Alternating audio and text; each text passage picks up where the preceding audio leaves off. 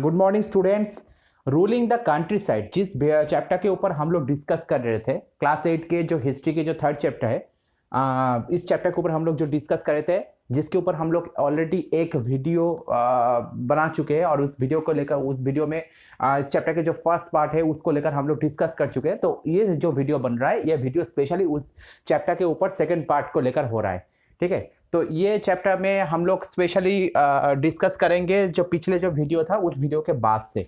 पिछले जो वीडियो था उस वीडियो में हम लोग स्पेशली जो डिस्कस किया था कि ईस्ट इंडिया कंपनी जब इंडिया में आकर 19th सेंचुरी में, स्पेशली 18th सेंचुरी से स्टार्ट हो रहा है, उसके बाद 19th सेंचुरी में तो अपना जो एम्पायर बनाए थे, तो उसमें यहाँ में जो एडमिनिस्ट्रेशन सिस्टम के अंदर जो इकोनॉमिकली जो सिस्टम उन्होंने बनाए थे, स्पेशली जो रेवेन्यू कलेक्ट करने का जो सिस्टम था, तो उसको लेकर हम लोग डिस्कस किया था। जो वहाँ पर हम लोग permanent settlement, Ryotwari settlement, Mahalwari settlement, ये तीनों सेटलमेंट को लेकर डिस्कस किया था। उन्होंने रेवेन्यू कलेक्ट सिस्टम में कैसे वहाँ पर एक्सपेरिमेंट किया था, ये सब चीज़ को लेकर वहाँ पर डिटेल्स में डिस्कस किया गया था। तो यह वीडियो उसके बाद से स्टार्ट होगा। इस वीडियो में स्पेशली डिस्कस किया जाएगा कि यहाँ पर यूरोप में उस टाइम में कुछ चेंज आ रहे थे, स्पेशली क्रॉप प्रोडक्शन में। तो वो जो क्रॉप प्रोडक्शन में जो चेंज आ रहे थे, मतलब जो जो क्रॉप्स को लेकर डिमांड आ रहे थे, तो वो डिमांड यहाँ पर ही वो ब्रिटिश लोग उस डिमांड की वजह से यहाँ पर उस क्रॉप को प्रोडक्शन कर रहे थे। यहाँ पर जो ट्रेडिशनली जो पहले से जो क्रॉप प्रोडक्शन होता था ना, उस क्रॉप प्रोडक्शन के जगह में वो नया क्रॉप अब प्रोडक्शन हो रहा था। तो इसका साइड इफेक्ट क्या हो रहा था उस क्रॉप प्रोडक्शन की वजह से, क्या आप क्या समझ में उसका इफेक्ट आए, इकोनॉमिकली क्या चेंज आए, ये सब चीज को लेकर हम लोग डिटेल्स में डिस्कस करेंगे। और ये चैप्टर में ये वीडियो बहुत इंटरेस्टिंग होगा, तो ये वीडियो को लास्ट तक देखना। तो ठीक है, तो हम लोग शुरू करते हैं। तो क्रॉप्स फॉर यूरोप, उस टाइम में यूरोप में कौन कौन से क्रॉप को मतलब जो डिमांड है स्पेशली, वो उसको बारे में हम लोग यहाँ पर देखेंगे। By the late 18th century, the company was also trying to expand the cultivation of opium and indigo. तो लेट 18th सेंचुरी आता है 1750 के बाद से, ठीक है, यानी 1751 से 1800 तक हम लोग पकड़ सकते हैं। तो ये जो टाइम पीरियड था ना, इस टाइम पीरियड में कंपनी ने क्या किया, यहाँ पर उन्होंने एक्सपेंड करने का कोशिश किया। उसी कल्टीवेशन के ऊपर उन्होंने बहुत ही ज्यादा इंपॉर्टेंस दिया जो ओपियम और इंडिगो से जुड़ा हुआ है। ओपियम मतलब अफीम और इंडिगो जो नील, ये दोनों से जो चीज जुड़ा हुआ था, ये दो चीज ही बहुत ही ज्यादा इंपॉर्टेंस था। तो ये दो कल्टीवेशन के ऊपर बहुत ही ज्यादा उन्होंने महत्वपूर्ण दिया था। अब दोनों के इंपॉर्टेंस कहां से आता है, पहले है कि पहले इंडिगो के बारे में देखते हैं। इंडिगो का यहाँ पर लिखा नहीं है, मैं थोड़ा सा एक बैक स्टोरी में बताता हूँ। इंडिगो का इंपॉर्टेंस इसलिए आता है कि उस टाइम में इंग्लैंड में आ रहे थे इंडस्ट्रियल रेवोल्यूशन। अब इंडस्ट्रियल रेवोल्यूशन स्पेशली कहां पर हो रहा था, वो हो रहा था कॉटन इंडस्ट्री में। अब जो कॉटन बन रहा है, वो कॉटन बनने के बाद मतलब इंडिगो काम आता है उस कॉटन के जो कपड़े बनते हैं ना, उस कपड़े को कलर बनाने के लिए इंडिगो का काम आता है। तो इसलिए अब इंडिगो कल्टीवेशन भी बहुत ही ज्यादा इंपॉर्टेंट होता है। अब बात है कि वो यूरोप में कल्टीवेशन ना करके इंडिया में कल्टीवेशन क्यों करे, क्योंकि इंडिया का जो वेदर था ना, वो इंडिगो कल्टीवेशन के लिए अप्रोप्रिएट था। तो इसलिए उनके जो जरूरत के हिसाब से वो यहाँ पर इंडिगो कल्टीवेशन करना स्टार्ट कर दिया था। ठीक है, और ये ऑब्वियसली ये हमारे यहाँ पर कोई इंपॉर्टेंस नहीं था इंडिगो कल्टीवेशन का, ये उनके हिसाब से हम लोग कल्टीवेशन किया। और दूसरा, ओपियम के इंपॉर्टेंस क्यों आते, ओपियम का जरूरत आए थे चाइना के लिए। उस टाइम में स्पेशली देखा जाए, चाइना के वो वहाँ का जो इकोनॉमी सिस्टम था ना, वो क्लोज डोर इकोनॉमी सिस्टम था। मतलब चाइना के अंदर किसी बाहर के बंदे को कोई अलाउ नहीं करते थे। तो इंग्लैंड उस टाइम बार बार कोशिश कर रहे थे कि चाइना के अंदर घुसने का, तो बार बार निराश हो रहे थे। तो इसलिए उन्होंने एक दूसरा तरकीब उन्होंने अपनाया। उन्होंने पीछे से उन्होंने क्या किया, जो अफीम था मतलब ओपियम, वो ओपियम चाइना में ब्लैक मार्केट से सप्लाई करते थे। अब वहां के यंग जनरेशन को उन्होंने इस ओपियम के जरिए वहां पर इफेक्ट करना स्टार्ट कर दिया। अब इसके वजह से क्या होते थे, इसके वजह से वहां के यंग जनरेशन जब इस ओपियम के वजह से इफेक्ट हो रहे थे, तब इस टाइम में क्या हुआ, इस टाइम इंग्लैंड यहाँ से ओपियम सप्लाई करना बंद कर दिया था। ठीक है, अब इसके वजह से वहां के जो यंग जनरेशन थे, वो वहां के गवर्नमेंट के ऊपर सब प्रेशराइज कर रहे थे। ठीक है, कि क्लोज डोर इकोनॉमिक सिस्टम को बंद किया जाए और इंडिया मतलब और चाइना के जो बॉर्डर है ये ओपन कर दिया जाए। तो इसी तरह से ये इंग्लैंड का एक स्ट्रेटेजी था। अब ये ओपियम प्रोडक्शन कहाँ होता था, ये ओपियम प्रोडक्शन होता था इंडिया में, और इंडो चाइना जो बॉर्डर है ना, उस बॉर्डर से वो चाइना में लिया जाता था। तो इसलिए दोनों ही में ये दो कल्टीवेशन के लिए ना इंग्लैंड मतलब स्पेशली ईस्ट इंडिया कंपनी का दो बहुत ही ज्यादा इंपॉर्टेंस रोल था, इसलिए क्योंकि उनका फायदा था यहाँ पर। अब बात है कि नेक्स्ट पैरा में हम देखते हैं इन द सब्सिक्वेंट 150 ईयर्स, तो उसके बाद में जो अगले जो 150 ईयर्स आ रहे हैं, 150 साल तक है, क्या करे, द ब्रिटिश ऑल्सो परसुएडेड और फोर्स द कल्टिवेटर्स। अब ब्रिटिश क्या किया, ब्रिटिश ये राजी करा रहे थे या फोर्स करा रहे थे कल्टिवेटर्स जो प्रोडक्शन करते हैं, तो उसको एक तरह से वो राजी कराने का कोशिश कर रहे थे या फोर्स करने का कोशिश कर रहे थे टू प्रोड्यूस अदर क्रॉप्स, दूसरे क्रॉप्स भी प्रोड्यूस करे, like jute, tea, sugar cane, cotton, wheat and rice, जो to be supplied to Europe, जो यूरोप में सप्लाई दे सके। अब बात है कि दूसरे क्रॉप्स तो प्रोडक्शन तो हो जाएगा, जैसे राइस, व्हीट, क्योंकि ये खाने वाला फसल है, तो ये इसमें प्रोडक्शन हो तो ये यहाँ के लोगों को भी काम आता है, ठीक है। अब बात है कि जूट, सुगर कैन, कॉटन, ये सब चीज खाने वाला फसल नहीं है, ठीक है। तो अब ये सिर्फ इकोनॉमिकली पर्पस में यूज किया जाता है। अब इससे क्या है कि अब टी तो मौज के लिए यूज होता है, तो ब्रिटिश के आने बाद से ही यहाँ से टी प्रोडक्शन स्टार्ट हुआ था। तो ये सब चीज ना, ये सिर्फ चीज इतना इंपॉर्टेंस नहीं है, लेकिन ब्रिटिश के वजह से यहाँ पर हो रहे थे, क्योंकि वो इसके वजह से फोर्स करते थे, यहाँ के जो पीजेंट थे उस या कल्टिवेटर से उसको फोर्स करते थे। तो ये सब चीज भी यहाँ पर धीरे धीरे होना स्टार्ट कर दिया था। और इसमें ब्रिटिश का इसका लाभ क्या था, स्पेशली उनका लाभ इस चीज में था कि ये सब चीज बेचकर उनका फायदा होता था, ठीक है। क्योंकि यूरोप के जो वहां का जो वेदर कंडीशन था वो इसके लिए अप्रोप्रिएट नहीं थे, तो वहां के लोगों के अंदर जो डिमांड था, तो वो यहाँ पे प्रोडक्शन करके उस चीज को इंग्लैंड में ले जाते थे और वहां पर सप्लाई देते थे, तो ये उनके लिए एक फायदा था, ठीक है। Old court house, Fort William, Calcutta, 1760 to 1774। तो ये एक तस्वीर यहाँ पर दिया जा रहा है फोर्ट विलियम का। उस टाइम में फोर्ट विलियम जो कलकत्ता के पास में बनाया गया था, अभी भी ये फोर्ट विलियम है वहां पर। जो यहाँ पर स्पेशली देख, ये फोटो यहाँ पर क्यों डाला गया, ये फोटो डाला गया यहाँ पर कि यहाँ से पूरे चीज को कंट्रोल किया जाता था, ठीक है। तो ओल्ड कोर्ट हाउस जो था, जो फोर्ट विलियम का, यहाँ से ये चीज पहला स्टार्ट हुआ था इंडिया में, ठीक है। तो क्योंकि यहां से स्टार्ट होने का कारण क्या था, यहां से स्टार्ट होने का मेन कारण था इसलिए कि बंगाल में ब्रिटिश लोग पहले कब्जा किया था, और 1760 टू 1774 ये टाइम पीरियड बताया जा रहा है, मतलब 1757 में बैटल ऑफ पलाशी के बाद से ये चीज स्टार्ट हुआ था। और दूसरी बात है कि फोर्ट विलियम उस टाइम में ब्रिटिश का जो मेन सेंटर था, बेस कैंप था कलकत्ता में, तो यहां से उन्होंने इस चीज को पहले स्टार्ट किया, तो इसलिए यह फोटो यहां पर डाला गया। Next slide, high demand of Indigo. तो स्पेशली हम लोग ये जो वीडियो बना रहे हैं ना, ये इंडिगो के ऊपर बेस करके बना रहे हैं। यहाँ पर ओपियम इतना इंपॉर्टेंट नहीं है, तो तुम्हारे चैप्टर में इतना इंपॉर्टेंट नहीं है, हम लोग सिर्फ इंडिगो को लेकर हम लोग फोकस करेंगे। इंडियन हिस्ट्री में इंडिगो का एक मतलब एक बड़ा सा रोल है। तो हाई डिमांड ऑफ इंडिगो, अब इंडिगो का यूरोप में बहुत ही ज्यादा डिमांड था। The tropical climate is good for Indigo plantation. तो ट्रॉपिकल जो क्लाइमेट है ना, मतलब उष्णकटिबंधीय जो क्लाइमेट होता है, मतलब जो वहां का जो कंडीशन होता है, ये इंडिगो प्लांटेशन, इंडिगो का जो प्लांट बना को आगे ले जाने के लिए बहुत ही अच्छा क्लाइमेट है। तो ये चीज कहाँ पाया जाता है, ये चीज स्पेशली जो ट्रॉपिकल एरिया, मतलब जो इक्वेटर लाइन से 0 डिग्री जो लाइन से 23.5 यानी 23.5 डिग्री नॉर्थ यानी 23.5 डिग्री साउथ, यानी ट्रॉपिक ऑफ कैंसर और ट्रॉपिक ऑफ कैप्रिकॉर्न, इनके बीच में जो एरिया है, इसमें ये ट्रॉपिकल एरिया है। तो इसमें ये एरिया में ये क्लाइमेट पाए जाते हैं, ठीक है। तो इंग्लैंड तो इस क्लाइमेट के अंदर आते नहीं, या यूरोपियन कंट्रीज भी आते नहीं, तो वहां पर तो ये प्रोडक्शन हो नहीं सकते थे, लेकिन उनको इंडिगो चाहिए, तो इसलिए वो क्या करते, इस एरिया के अंदर, मतलब ये जो 23.5 डिग्री नॉर्थ यानी ट्रॉपिक ऑफ कैंसर स्टार्ट करके 23.5 degree south tropic of capricorn था, इसके बीच में जो कॉलोनी है, उस कॉलोनी के ऊपर वो प्रेशराइज करते थे। By the 13th century Indian indigo was being used in Italy. तो 13th सेंचुरी में क्या होते थे उस टाइम में, 13th सेंचुरी मतलब 1201 से स्टार्ट करके 1300 तक, तो इसमें उस टाइम में Indian indigo was being used, मतलब इंडियन इंडिगो वो यूज कहाँ होता था, इटली में यूज होता था, फ्रांस में होता था, ब्रिटेन में होता था। But the price of Indigo was very high and hence a small amount of Indian Indigo could reach the European market. तो उस टाइम में प्राइस बहुत हाई था और बहुत ही कम मात्रा में इंडियन इंडिगो यूरोप में पहुंचते थे, ठीक है। अब यानी इंडिगो का इंडियन कल्चर में एक हिस्ट्री तो पहले से ही है, ठीक है, और जो हिस्ट्री 13th सेंचुरी से देखा जा रहा है।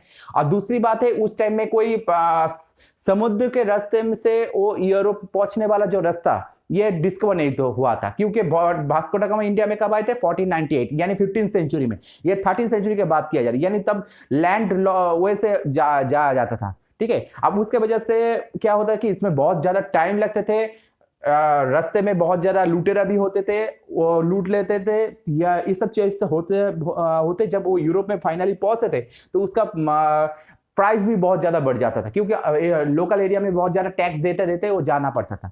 तो इसलिए सबको ये इंडिगो नसीब नहीं हो पाता था, सब इंडिगो खरीद में नहीं पाते थे। तो इसलिए वहां पर तब बहुत ही ज्यादा प्रॉब्लम था उस टाइम यूरोप के मार्केट में।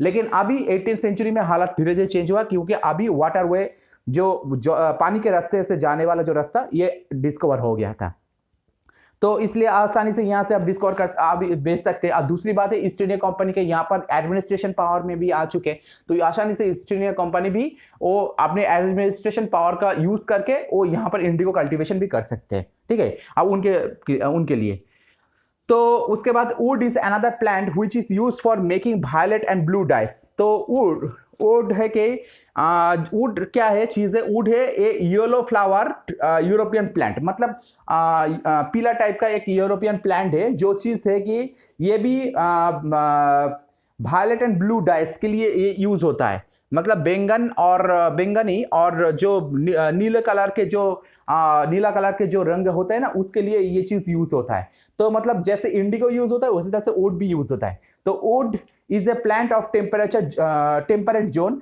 And hence was easily available in Europe.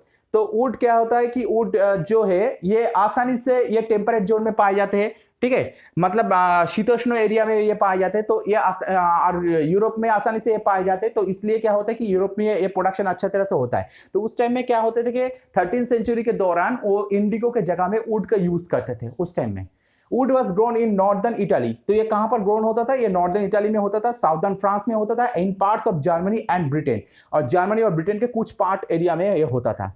The wood producers in Europe were worried by the competitions from indigo and hence pressurized their governments to ban the import of indigo.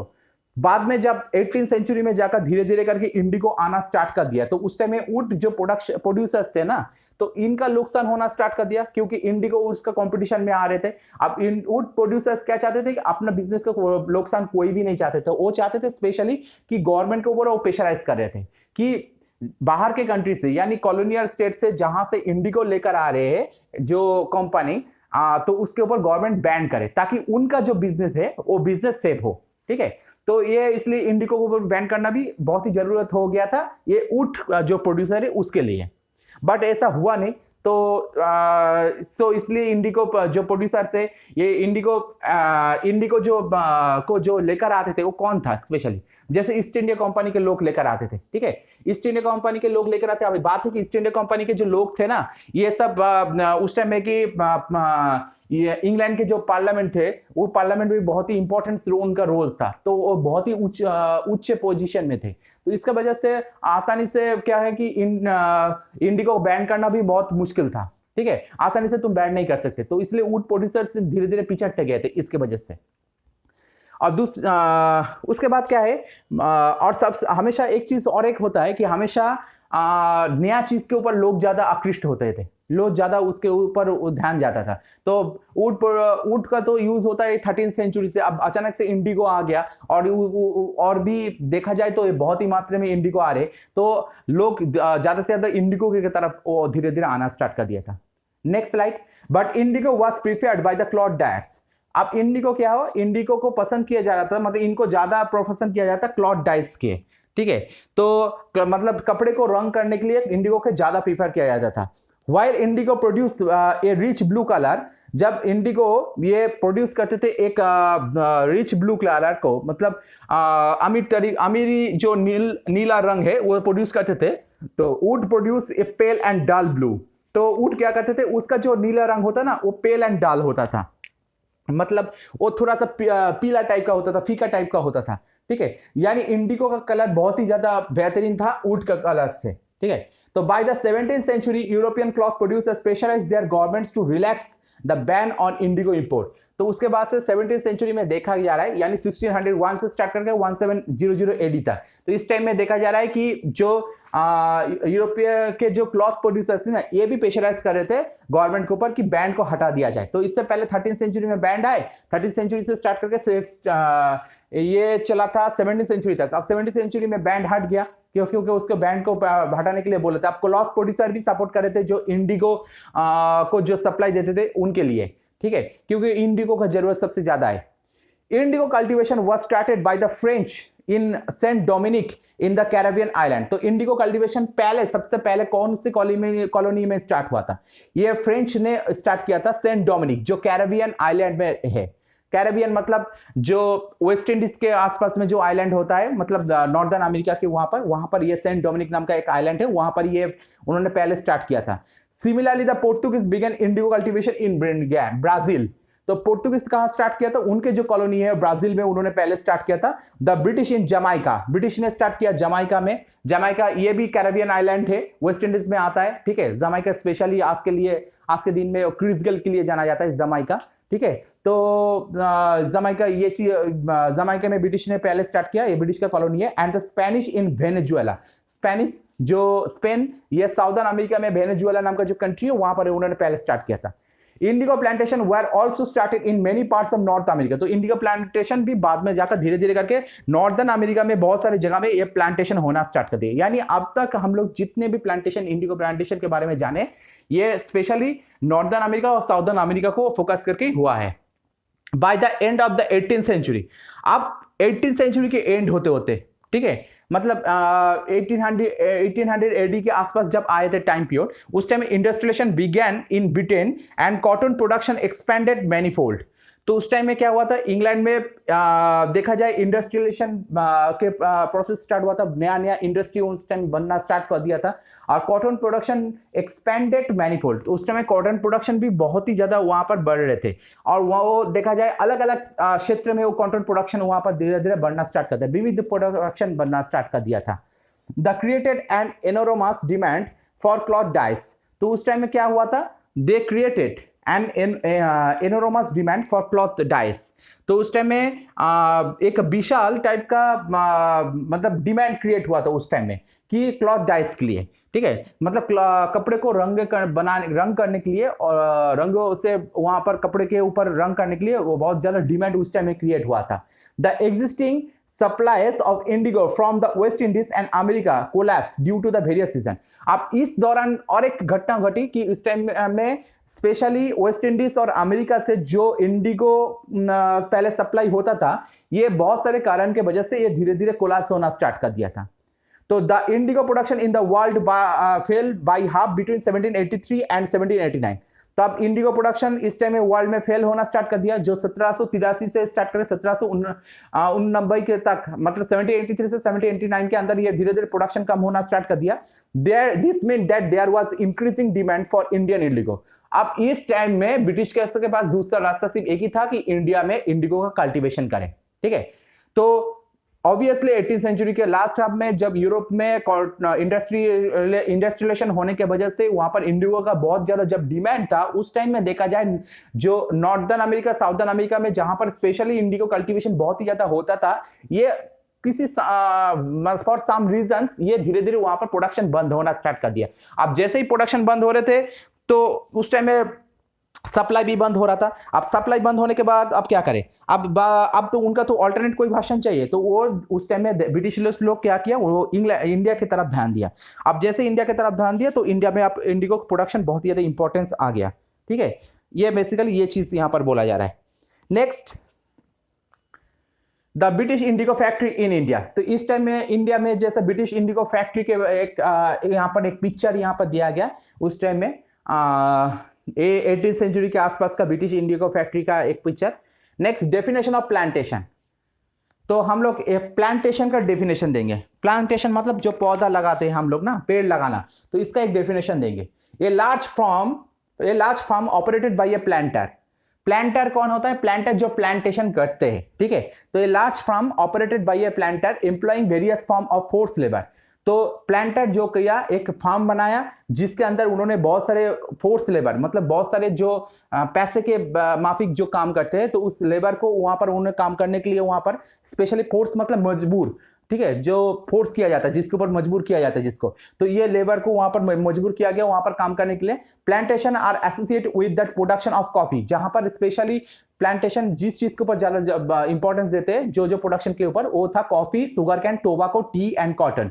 तो ये जो production है ना, ये पांचों जो यहाँ पर क्रॉप्स के बारे में बोला गया है, ये पांचों क्रॉप्स मतलब इतना इंपॉर्टेंस नहीं है कि लोग इसको ना अगर खाए या पिए तो जिंदा नहीं रह सकते, ठीक है। तो ये प्रोडक्शन चलता है, मतलब ऐसे ये मौज मस्ती के लिए ये सब प्रोडक्शन ठीक है। तो coffee, sugar cane, tobacco, sea and cotton, ये 5 प्लांटेशन के ऊपर ये उस टाइम में बहुत ही ज्यादा इंपॉर्टेंस दिया गया था। अब बात है कि इंडिगो प्लांटेशन भी इंडिया में स्टार्ट हो रहा है। प्लांटेशन का डेफिनेशन इसलिए दिया गया कि इंडिगो से ये रिलेट है। तो इंडिया में भी देखा जाए कि जो प्लांटर्स है, ये प्लांटर्स स्पेशली यूरोपियन प्लांटर्स, वो इंडियंस लोगों को हायर करते थे और इंडियन के जो पीजेंट लोग थे या रायत लोग से उनके ऊपर ज्यादा से ज्यादा फोर्स करते थे कि उनको जमीन में वो प्लांटेशन करे। और जिसको हायर करते थे, जो वो हायर करने वाले लोग वो बीच का माध्यम होते थे, वो प्लांटर्स मतलब वो पीजेंट के पास पीजेंट के साथ ये जो प्लांटर्स होते हैं ना, बीच के कम्युनिकेशन करते थे। तो इसी तरह से इंडिया का सिस्टम चलता था। तो ये प्लांटेशन सिस्टम इंडिया में भी बना था। अब India a major source of indigo. India आप यहां पर एक मतलब देखा जाए, आप पहले यूरोप से सप्लाई होता था, अब यूरोप सॉरी आप पहले अमेरिका से सप्लाई होता था, अब अमेरिका से सप्लाई नहीं हो रहे। तो इंडिया उसका ऑल्टरनेट एक सोर्स बन गया और धीरे धीरे करके इंडिया एक मेजर सोर्स बन गया इंडिगो का। The company looked for ways to expand the area under indigo cultivation in India. तो कंपनी ने क्या किया, कंपनी ने वो देखा, वो उसी रास्ते के ऊपर देखा टू एक्सपेंड द एरिया, कि इंडिया में वो अपना एरिया को एक्सपेंड करे, कि इंडिगो कल्टिवेशन जहां इंडिगो कल्टिवेशन हो रहा है उस चीज को और भी ज्यादा एक्सपेंड करे। फ्रॉम द लास्ट डिकेड्स, मतलब लास्ट के जो 10 साल में उन्होंने क्या किया, ऑफ द 18th सेंचुरी, जो 18th सेंचुरी के लास्ट के 10 साल, मतलब 1791 से स्टार्ट करके 1880 था। तो ये जो टाइम पीरियड था, इस टाइम में क्या हुआ, indigo cultivation in Bengal rapidly expanded. तो बंगाल में इंडिगो जो कल्टीवेशन था ना, ये बहुत ही ज्यादा तेजी से बढ़ रहा था उस टाइम में। अब only about 30% of Indigo imported in Britain in 1788 was from India. तो 1788 में देखा जाए सिर्फ ओनली 30% इंडिगो जो ब्रिटेन में एक्सपोर्ट किया जाता था। क्योंकि इस टाइम में मैंने बोला, इस टाइम में 1783 से 89 तक अभी ये अमेरिका से वहां पर धीरे धीरे करके वहां का जो बिजनेस, मतलब इंडिगो सप्लाई करने का जो बिजनेस है वो धीरे धीरे कोलैप्स हो रहा था, मतलब तब तक हुआ नहीं। तो इसलिए अभी तक 30% ही इंडिया से इंडिगो सप्लाई हो रहा था। जैसे ही वो बिजनेस कोलैप्स हुआ, मतलब अमेरिका से सप्लाई बंद हो गया, उस हिसाब से देखा जाए ये लास्ट के डिकेड में the figure went up 95% by 1810। अब नेक्स्ट जैसे ही सेंचुरी आए उसके वजह से ये फिगर और भी ज्यादा बढ़ गया, क्योंकि अब अमेरिका से सप्लाई पूरी तरीके से बंद हो गया। तो उसका ऑल्टरनेट सिर्फ इंडिया ही है। अब इंडिया से सप्लाई हो रहा था और इंडिया से ज्यादा सप्लाई हो रहा था। अब बात है कि यहां पर ब्रिटिशर्स का लाभ क्या था, ब्रिटिशर्स का लाभ यही था क्योंकि उस टाइम में जितने भी कंट्रीज थे, मतलब जितने भी कॉलोनियल पावर थे, वो क्या करते थे, अपने अपने जो जहां पर कॉलोनी थे वहां से इंडिगो प्रोडक्शन करके वो यूरोप में सप्लाई देते। बात है कि ज्यादा से ज्यादा कॉलोनी में प्रोडक्शन होना बंद हो गया था। तो ब्रिटिशर्स के पास एक ऑल्टरनेट रास्ता खोल गया था, उनके पास इंडिया था, ठीक है। तब उन्होंने क्या कहते हैं, इंडिया में प्रोडक्शन करते थे और यूरोप में भेजते थे। तो इसके लिए बाकी और कोई कॉलोनियल पावर ये भेज नहीं पाते थे, तो इंग्लैंड के लोग ज्यादा से ज्यादा मुनाफा इस चीज में लेते थे, क्योंकि वो यूरोप में भी सप्लाई देते थे इंग्लैंड के साथ साथ। तो यहां से उनका मुनाफा मिलना बहुत ही ज्यादा हो गया था, तो इसलिए वो इंडिया में प्रोडक्शन भी बहुत ही ज्यादा इंपॉर्टेंस हो गया था। Next, commercial agents and officials of the company began investing in indigo production to increase their profit. अब कॉमर्शियल एजेंट जो मतलब जो कॉमर्शियली जो एजेंट थे ना, जो मतलब जो पैसा लगाते हैं बिजनेस के पर्पस में, एंड ऑफिशियल्स जो सिद्धांत लेते हैं, तो ऑफ द कंपनी मतलब ये कंपनी के जो कॉमर्शियल एजेंट्स एंड ऑफिशियल्स है, उन्होंने क्या किया, बिगन इन्वेस्टिंग इंडिगो प्रोडक्शन। तो उन्होंने इंडिगो प्रोडक्शन के लिए उन्होंने इन्वेस्ट करना स्टार्ट कर दिया टू इंक्रीज देयर प्रॉफिट, ताकि उनका प्रॉफिट ज्यादा हो। Many company officials even left their jobs to look after the indigo business. अब कंपनी में जो जो ऑफिशियल्स पहले से काम कर रहे थे, वो देखा कि इंडिगो का बिजनेस भी बहुत ही ज्यादा वहां पर फायदेमंद हो रहा है। तो उन्होंने क्या किया, उन्होंने इंडिगो प्रोडक्शन करना ही बेहतरीन समझा बजाय कंपनी में काम करना, ठीक है। इसलिए वो कंपनी के जो जॉब्स थे ना, वो जॉब्स को छोड़ दे रहे थे और उसके जगह में वो इंडिगो के प्लांटेशन के लिए वो ज्यादा से ज्यादा वहां पर पैसे इन्वेस्ट कर रहे थे। तो many people from Scotland and England came to India and became planters. अब बात है कि इंग्लैंड और स्कॉटलैंड में उस टाइम में बहुत सारे लोग थे जो उन्होंने देखा कि इंडिया में इंडिगो प्रोडक्शन बहुत ही ज्यादा हो रहा है और यूरोप में इसका बहुत ही ज्यादा फायदा है। तो उन्होंने क्या किया, स्पेशली इस चीज के लिए वो इंडिया में आना स्टार्ट कर दिया कि इंडिया में आकर इंडिया में प्रोडक्शन करें। तो उन्होंने इंडिया में आने स्टार्ट कर दिया और इंडिया में प्लांटर बनने के लिए आना स्टार्ट कर दिया टू ग्रैब द अपॉर्चुनिटी। तो इन्होंने इस मौके का फायदा उठाना स्टार्ट कर दिया था। The company and banks were giving loans for Indigo cultivation at that time. उस टाइम में कंपनी और बैंक्स भी क्या करते थे कि इस चीज का बहुत ही ज्यादा उन्होंने मदद की थी कि जो इंडिगो कल्टिवेशन करेगा उसको वो लोन देंगे, ठीक है। तो इसके वजह से सरकारी जो मदद था, ये मदद भी मिलते थे इंडिगो कल्टिवेटर्स को, ठीक है। Next slide. जैसे यहां पर देखो, यहां पर इंडिगो का थोड़ा सा एग्जांपल यहां पर दिया है। ये पहला स्लाइड में, पहला पार्ट में ये Morris cotton print, late 19th century England, तो उसमें ये मॉरिस का एक कॉटन प्रिंट यहां पर दिया गया है, ठीक है। और दूसरा है कि Kalamkari print 20th century India. ये दोनों ही जो प्रिंट है ना, ये इंडिगो से मतलब इंडिगो से जो रंग बनता है वो रंग यहाँ पर यूज किया गया था। तो यहाँ पर दोनों ही एग्जांपल यहाँ पर दिया गया है, एक इंग्लैंड का और दूसरा इंडिया का। एक 19th सेंचुरी का, मतलब 19th सेंचुरी का सेकेंड हाफ का, और दूसरा 20th सेंचुरी का दूसरा दिया गया है। तो दोनों ही एक एग्जाम्पल के तरीके यहाँ पर यूज किया गया है। Next slide. How was Indigo cultivated? तो इंडिगो को कैसे कल्टिवेट किया जाता है आप उस टाइम में इंडिया में?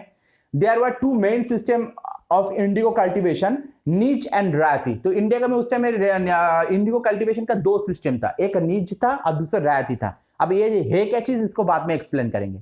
With in the system of nij cultivation, the planter produce indigo in lands that he directly controlled.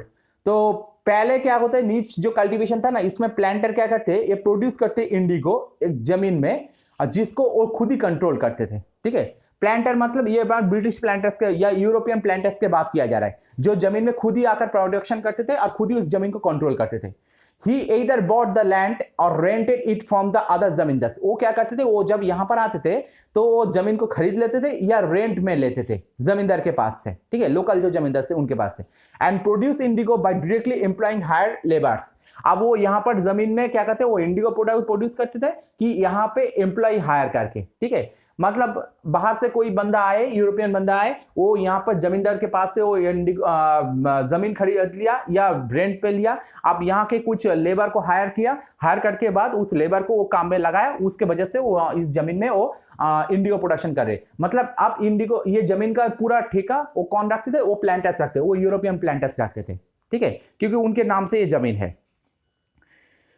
नीच कल्टीवेशन में in this system the planters produce Indigo of those lands which were under his direct control. तो इस जमीन के ऊपर उनका एक direct control रहता था इस जमीन में, ठीक है। The planter either brought the land और रेंटेड इट फ्रॉम द जमींदार। तो ये मैंने पहले ही बोल दिया कि उन्होंने क्या करते थे, जमींदार के पास से लैंड को खरीदते थे या रेंट में लेते थे। He directly employed labour to produce indigo. अब वो जो लेबर है, लेबर को वो एम्प्लॉय देते थे, मतलब वो काम में रखते थे, ठीक है, ताकि वो इंडिगो प्रोड्यूस कर सके। तो इसमें क्या प्रॉब्लम है, the problem with nij cultivation. इसमें नीच कल्टीवेशन में प्रॉब्लम क्या था, indigo could only be cultivated on fertile lands. तो इंडिगो क्या होता था, हमेशा इंडिगो सिर्फ फर्टाइल लैंड में ही प्रोडक्शन होता था, ठीक है। मतलब अच्छी क्वालिटी के जो लैंड थे ना उस टाइम में, मतलब उपयुक्त जो जमीन थे उसमें ही सिर्फ प्रोडक्शन होता था। But this areas were densely populated and hence. तो ये जो एरिया था ना उस टाइम में, मतलब स्पेशली फर्टाइल एरिया जो था, ये पॉपुलेटेड एरिया था, बहुत ही ज्यादा पॉपुलेटेड एरिया था, ठीक है। तो उसके वजह से क्या प्रॉब्लम होता था, and hence only small plots could be acquired. तो इसके वजह से बहुत ही छोटे छोटे मात्रा में जो प्लॉट होता है, प्लॉट मतलब छोटे छोटे मात्रा में जमीन को बांटा जाता है, तो उस चीज को वही मिलता था, मतलब ज्यादा जमीन नहीं मिलता था। This made it difficult to expand the area under nij cultivation. तो इसमें सबसे ज्यादा प्रॉब्लम होता था कि नीच कल्टीवेशन में कि जमीन को एक्सपेंड करना मुश्किल हो जाता था। अब बात है कि जो यूरोपियन से जो प्लांटर आ रहे थे, यूरोपियन जो प्लांटर्स होते थे, वो ऑब्वियसली वो जहां रहते थे उनके पास पास के जमीन देखते थे, ठीक है। तो वो उस जमीन के ऊपर वो प्लांटेशन करने का कोशिश करते थे। लोकल लेवल में जो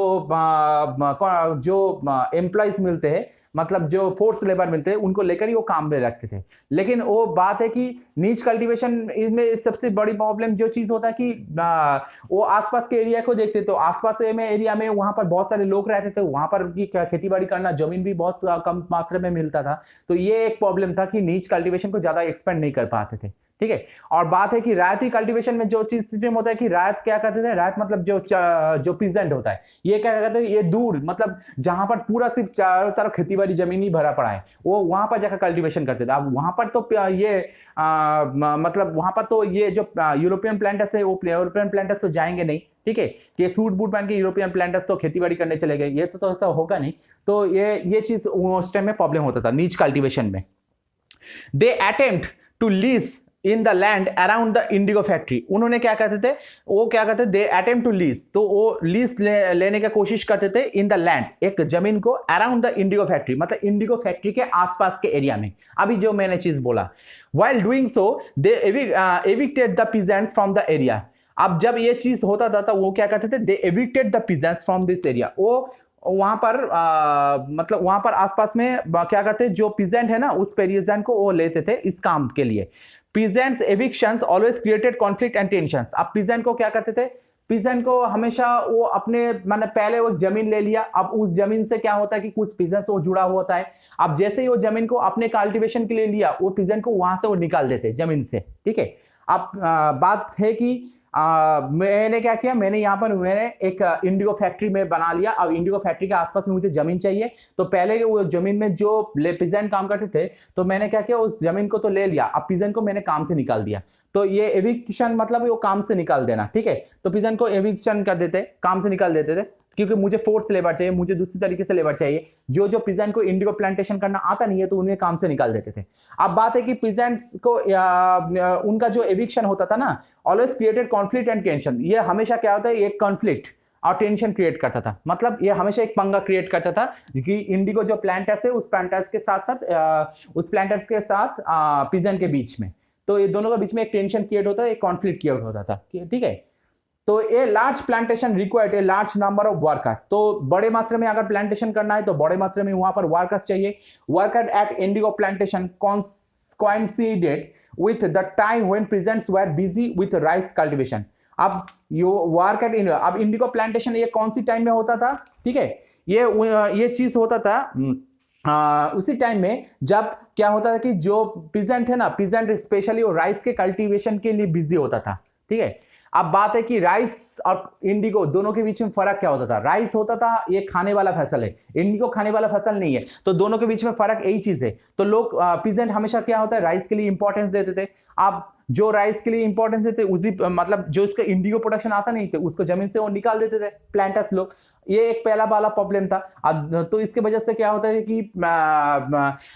ये प्लांटर्स के अगेंस्ट में हो जाते थे वो वाला पीजेंट, और ये एक प्रॉब्लम तो हो गया। और दूसरा जो प्रॉब्लम होता था कि उस टाइम में राइस कल्टीवेशन हो रहा था, तो जो प्लांटर्स होते थे, यूरोपियन प्लांटर्स, ये भी सोचते थे कि राइस कल्टीवेशन के वजह से हमें पीजेंट नहीं मिल रहा है या हमें मजदूर नहीं मिल रहा है, तो वो क्या करते कि उस राइस प्लांटेशन करने वाले वो मजदूर के साथ वो सहयोग लगाकर चलते थे, ठीक है, कि तुम राइस प्लांटेशन करो इस टाइम में, बाद में दूसरे टाइम में मेरे यहाँ पर आकर इंडिगो कल्टीवेशन भी कर जाओ, ठीक है। तो इसी तरह से सहयोग होकर चलते थे। Hence, mobilizing the labor for indigo cultivation was a difficult task। तो इसमें क्या होता है, इसमें स्पेशली होता है कि इंडिगो कल्टीवेशन करने के लिए जो लेबर को जुगाड़ लगाना, मतलब ज्यादा से ज्यादा लेबर मिलना बहुत ही मुश्किल टास्क हो जाता था। तो ये नीच कल्टीवेशन तो एक तरीके से देखा जाए अच्छा है, लेकिन नीच कल्टीवेशन भी बहुत सारे प्रॉब्लम फेस करना पड़ता था। तो ये कल्टीवेशन ज्यादा फायदेमंद नहीं हुआ। इंडिगो कल्टीवेशन के अंदर जो नीच कल्टीवेशन है ना, ये फायदेमंद ना हुआ, ठीक है। अब बात है कि नेक्स्ट हम लोग जाएंगे, इसमें थोड़ा सा कुछ टर्म यहाँ पर यूज किया गया। यहाँ पर फोर्स लेबर को हम लोग यूज करते थे, फोर्स लेबर जिसे स्लेव भी कहा जाता है। स्लेव क्या होता है इंडिगो कल्टीवेशन के according, a person who is owned by someone else the slave owner. जो पर्सन किसी को मतलब खरीद लेते या किसी का मालिक हो जाता है, तो वो उसे स्लेव ओनर कहा जाता है। ये स्लेव हैज नो फ्रीडम, तो स्लेव के पास कोई फ्रीडम नहीं रहता, and is compelled to work for the master. तो ये अपने मास्टर के लिए काम करने के लिए मजबूर होता था, ठीक है, काम करने के लिए हमेशा मजबूर होता था। तो उस टाइम में फोर्स लेबर के बारे में तुमने यह सुना, तो फोर्स लेबर उस टाइम में कुछ होते थे, तो वही होता था स्लेव्स, ठीक है। तो इसको खरीद लेते थे फोर्स लेबर को, ये नीच कल्टीवेशन करने वाले जो प्लांटर्स थे, यूरोपियन प्लांटर्स, वो खरीद लेते थे और वो उस जमीन में काम करने के लिए मजबूर होता था। और दूसरी जो यहाँ पर एक टर्म यूज किया गया, डेफिनेशन ऑफ बीघा। बीघा क्या चीज है, ये इसके बारे में तुम लोग थोड़ा सा सुना हो। तो बीघा एक्चुअल जमीन का मेजरमेंट सिस्टम है, ये unit of measurement of land, मतलब जमीन का एक measurement system. Before British rule से पहले, यानी मुगल डायनेस्टी के time period, the size of this area varied. तो इस टाइम में जमीन का जो साइज ये वेरी करता था। The British standardise it to about 1/3 of an acre. तो अब उस टाइम में साइज अलग अलग जगह में अलग अलग मात्रा में वेरी करता था। तो ब्रिटिश ने क्या किया, ब्रिटिश ने पहले जब बंगाल में के ऊपर कब्जा किया था तो बंगाल में उन्होंने क्या किया, एक फिक्स साइज सिस्टम लेकर आए थे। और ये फिक्स साइज सिस्टम क्या था कि 1 एकड़ जमीन जो है उसका 1/3 पोजीशन होगा 1 बीघा, ठीक है। तो इसी तरह से उन्होंने एक साइज वाला सिस्टम लेकर आए थे। अब नीश सिस्टम हो गया, ठीक है। अब रायती सिस्टम, इंडिगो सिस्टम का 2 पार्ट है, एक नीश सिस्टम से कल्टीवेशन होता था, दूसरा रायती सिस्टम से होता था। तो नीश सिस्टम को समझ में आया। नीश सिस्टम में स्पेशली जो थी था, जो प्लांटर्स वो खुद ही रिस्पॉन्सिबल होता था कल्टीवेशन करने के लिए। अब रायती सिस्टम क्या है? अंडर द रायती सिस्टम, रायती मतलब रायत से जुड़ा हुआ, रायत होता है पीजेंट्स। तो ये रायती सिस्टम में क्या होता है, indigo cultivation was done by the ryots. तो ये इसमें जो पीजेंट होते थे वही कल्टीवेशन करते थे। The planters made the ryots to sign a contract. अब प्लांटर्स करते थे, क्या करते थे, वो रायट के साथ एक कॉन्ट्रैक्ट साइन करते थे या एग्रीमेंट साइन करते थे, जिसे लोकल लैंग्वेज में सत्ता कहा जाता था। इसे टीटीए, सत्ता। Sometimes they pressurise the village headman. कभी कभी वो विलेज के जो ग्राम के जो मुखिया होता था ना, उस मुखिया को प्रेशराइज करते थे to sign the contract, contract में साइन करने के लिए on behalf of the ryots, या जो राइट है उस ग्राम में, जो राइट्स है उस राइट्स के अकॉर्डिंग, मतलब उसके लिए तुम साइन करो। तो ग्राम के जो मुखिया होता है, मुखिया को प्रेशराइज करते थे। आफ्टर साइनिंग द कॉन्ट्रैक्ट, तो कॉन्ट्रैक्ट साइनिंग के बाद क्या होता था, द राइट्स गॉट कैश। अब बात है कि उनके पास कोई चारा नहीं रहता था, तो उस टाइम क्या होता है, राइट्स को कैश दिया जाता था, एडवांस। तो एडवांस में कैश दिया जाता था फ्रॉम द प्लांटर्स के जरिए, ठीक है।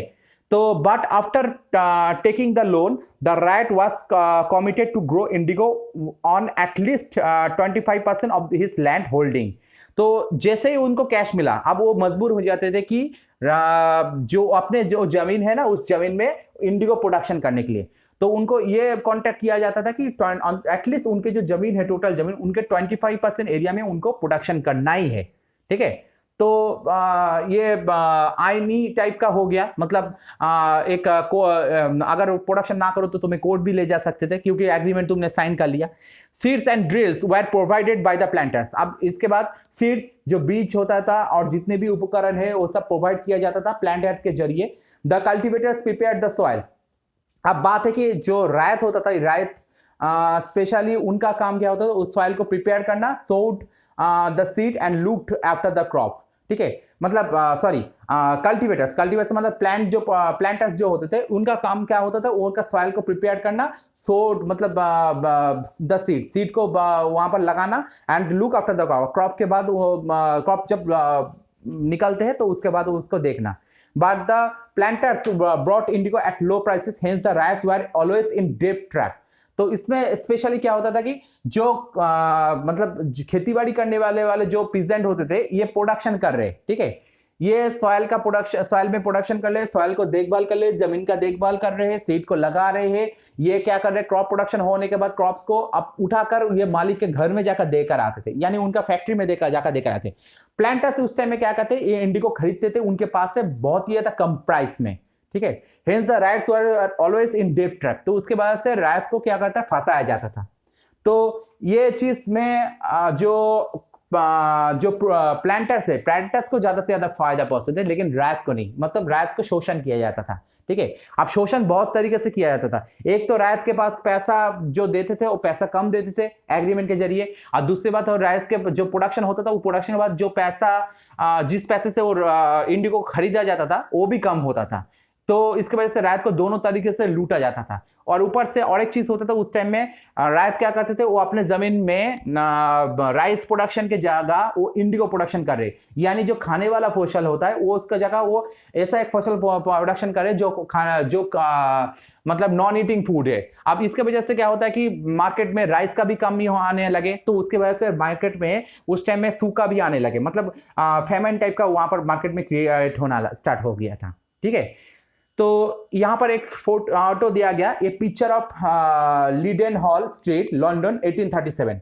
ये लंदन के ये स्ट्रीट का एक लीडन हॉल स्ट्रीट है, जो इसका फोटो यहाँ पर डाला गया स्पेशली इस चीज के लिए कि यहाँ पर इंडिगो को खरीदा बेचा जाता था, ठीक है। जो बाहर के कॉलोनी से स्पेशली इंडिया से जो इंडिगो को लेकर आया जाता था, उस इंडिगो को यहाँ पर बेचा जाता था, जो प्लांटर्स मतलब जो ट्रेडर्स लेकर आते थे, उस ट्रेडर्स के जरिए, और वहाँ के लोग खरीदते थे, मतलब स्पेशली इंडस्ट्रियलिस्ट लोग को वहाँ पर खरीदते थे। तो ये फोटो वहाँ पर थोड़ा सा डाला गया है।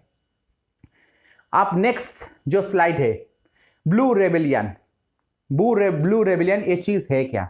ठीक है, इसमें बोला जा रहा है कि 1000 ऑफ राइट्स, मतलब नील एक विद्रोह आए थे। तो ये क्या चीज है? नील विद्रोह, ये बहुत ही ज्यादा फेमस टाइप का इंसिडेंट है। इसमें क्या बोला जा रहा है? 1000 of ryots in Bengal refuse to grow indigo in March 1859।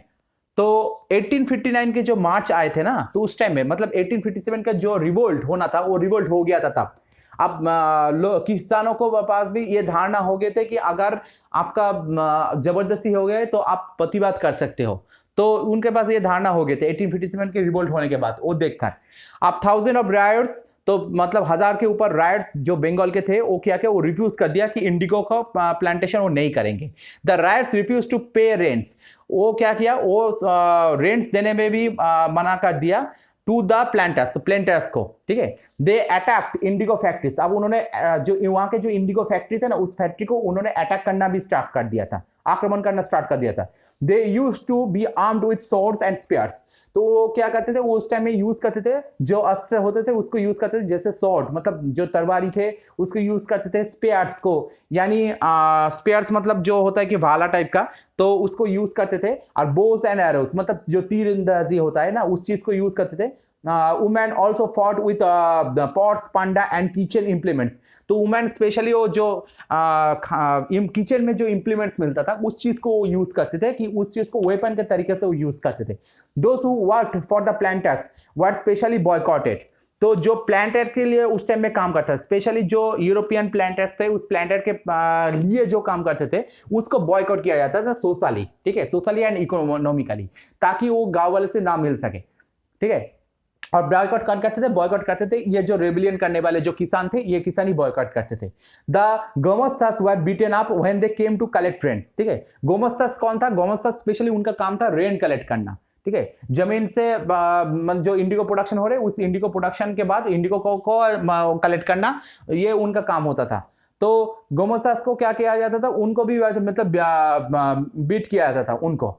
और when they came to collect rent, जब वो रेंट कलेक्ट करते थे। और दूसरी बात है कि गोमस्तास और एक काम था, जो जमींदार के जो जमीन रेंट पे लेते थे ना, जो मतलब नीच कल्टीवेशन में जो प्लांटर्स रेंट में लेते थे, तो वो जमींदार का भी बॉयकॉट किया जाता था। और उस जमींदार का जो गोमस्तास थे, जो प्लांटर्स के पास से रेंट कलेक्ट करने के लिए आते थे, उस गोमस्तास को भी पीटा जाता था। ठीक है, ताकि वो रेंट कलेक्ट न कर पाए।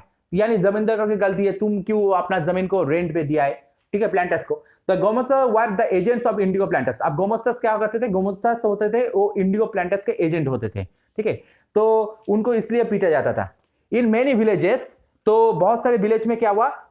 Headman mobilised the indigo peasants against the lathiyals. तो बहुत सारे विलेज में क्या हुआ? Headman mobilise the indigo peasants. तो हेडमैन जो थे, विलेज के जो हेडमैन थे ना, उनको क्या किया गया? उनको मोबिलाइज किया गया। मोबिलाइज जो चीज है एक्चुअल, तो मतलब जुटाने। ठीक है, तो Indigo presents against the lathiyals. तो इंडिगो उन्होंने क्या किया? इंडिगो जो हेडमैन, विलेज के जो हेडमैन थे, गांव के जो मुखिया, उन्होंने क्या किया? इंडिगो जो पीजेंट है, मतलब जो नील चाष करने वाले, जो खेतीबाड़ी करने वाले जो पीजेंट है, उनको जुटाने लगे अगेंस्ट द लाठियाल्स। तो लाठियाल्स के अगेंस्ट में। अब लाठियाल्स कौन होता है? लाठियाल्स जो लाठी पकड़ते थे, लाठी पकड़कर वो स्पेशली किसानों को पीटते थे, जो अगर इंडिगो ठीक से वो प्लांट ना कर पाए तो। ठीक है, और ये लाठियाल्स बनते थे किसके लिए? लाठियाल्स बनते थे ये प्लांटर्स के लिए बनते थे। तो ये लाठियाल को साइज करने के लिए, मतलब उनको ठीक से ठिकाना लगाने के लिए, अब गांव के जो मुखिया होता है, मुखिया ने क्या किया? पिजन का लेकर एक फोर्स टाइप का बनाया था। The headman were angry because they had been forced to sign indigo contract. अब हेडमैन भी वो क्या उसके लिए गुस्सा था, क्योंकि उनको भी फोर्स किया जाता था, मतलब गांव के मुखिया जो थे, मुखिया को भी फोर्स किया जाता था कि तुम इंडिगो कॉन्ट्रैक्ट में साइन करो। ये पहले हम लोग डिस्कस कर चुके। Some zamindars were angry with the increasing power of the planters. तो कुछ जमींदार क्या थे? वो बहुत ही ज्यादा गुस्से हो गए थे, इसके मतलब गुस्से हो गए थे with the increasing power of the planters. तो वो क्या थे? प्लांटर्स के जो पावर बढ़ रहे थे उसके लिए वो बहुत ही ज्यादा गुस्से थे। And at being forced to giving the land और लॉन्ग लीज। तो उनको फोर्स किया जाता था कि तुम जमीन को दो एक लंबे लीज के लिए। ठीक है, so some zamindars also supported the villagers in their revolt against the indigo planters. तो जमींदार भी इसलिए इंडिगो प्लांटर्स को मतलब अगेंस्ट में हो गया था। ठीक है। अब बात है कि गांव के मुखिया भी किसानों को सपोर्ट कर रहे हैं और जो जमींदार थे वो भी सपोर्ट कर रहे हैं। जमींदार का सपोर्ट करने का मेन कारण क्या था?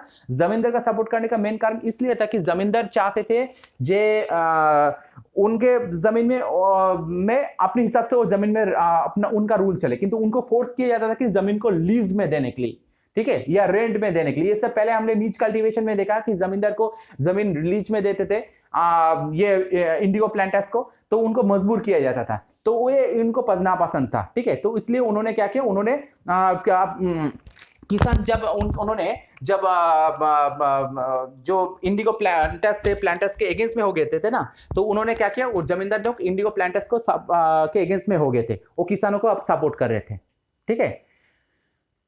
आफ्टर द रिवोल्ट ऑफ 1857, तो 1857 के जो रिवोल्ट हुआ था, the British government was worried about the possibility of another popular rebellion. तो ब्रिटिश गवर्नमेंट उनका ये अब उन्होंने इस बात में उनको चिंता आ गई थी कि अभी दूसरा एक रेबेलियन भी आ सकता है।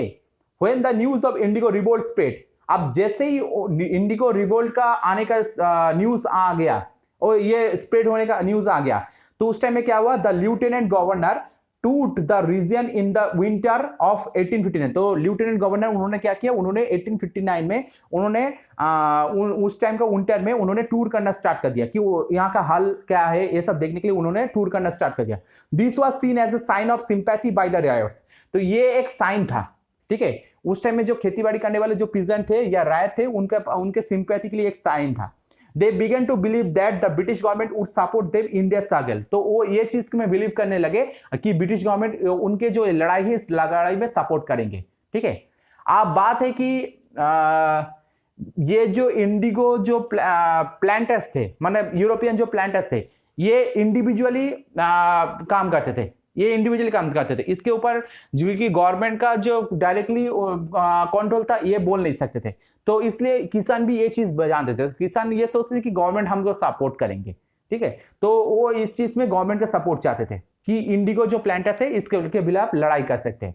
When the rebellion spread, अब जैसे रेबिलियन स्प्रेड होना स्टार्ट कर दिया, intellectuals from Calcutta rushed into the Indigo districts. अब वो क्या किया, जो इंटेलेक्चुअल्स लोग होते हैं, ठीक है, इंटेलेक्चुअल जो बौद्धिक लोग होते हैं, वो क्या किया, वो कलकत्ता से धीरे धीरे जो इंडिगो जो प्रोडक्शन होने वाले जो डिस्ट्रिक्ट थे ना, उस डिस्ट्रिक्ट की तरफ वो आना स्टार्ट कर दिया।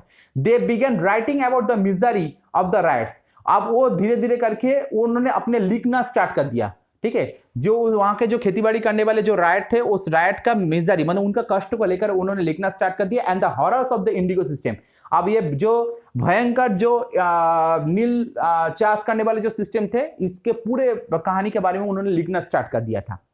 तो लोग भी उनके इस लिखने के वजह से लोग भी इनके बारे में जानने लगे, शहर के लोग भी जानने लगे, यूरोपियंस लोग भी इसके बारे में जानने लगे कि नीलकर ऐसे कैसे वो अपने मतलब जो इंडिगो प्लांटर्स है वो कैसे अपने एक यहाँ पर काम किसानों के ऊपर वो अत्याचार कर रहे हैं, ये सब चीज के बारे में जानने लगे।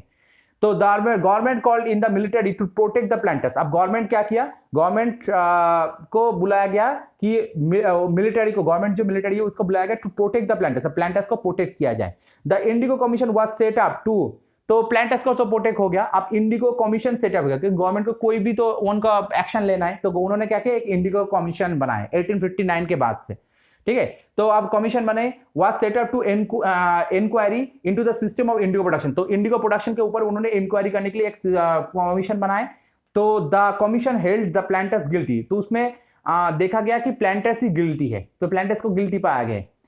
It asks the riots to fulfill their existing obligations and then they were free to cultivate whatever they wished। इसमें क्या किया गया, इसमें रायत को उनके ऊपर जो मतलब उनके ऊपर जो अत्याचार हो रहे थे उसके बारे में यहाँ पर देखा गया और उनके ऊपर यह दायित्व दिया गया कि रायत के कि वो अपने हिसाब से अपने जमीन में जो चाहे वो काम कर सकते हैं, ठीक है, जो कल्टीवेशन करना चाहते हैं वो काम कर सकते हैं, उसके ऊपर कोई भी प्रेशराइज कर नहीं पाएंगे, ठीक है।